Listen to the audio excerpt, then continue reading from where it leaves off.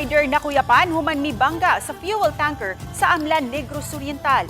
Nahuli kam ang aktwal nga pagbangga sa usa ka motorsiklo sa fuel tanker sa National Highway sa Barangay Tandayag, kadlawon kagahapon.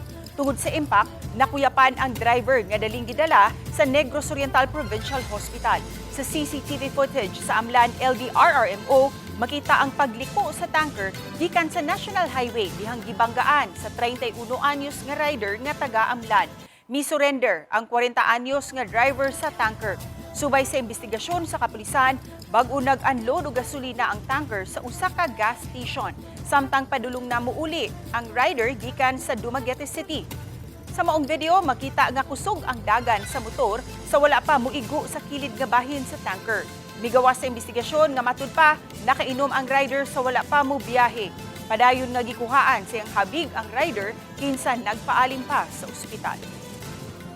Nang nakita mo ba na sir kay gikan ga loading og ni ang tanker, then pagkahuman ni kuan siya ni U-turn kay pa Dumaguete siya. Nakasulod na jud siya sa nakalabang na jud siya sa Picas lane.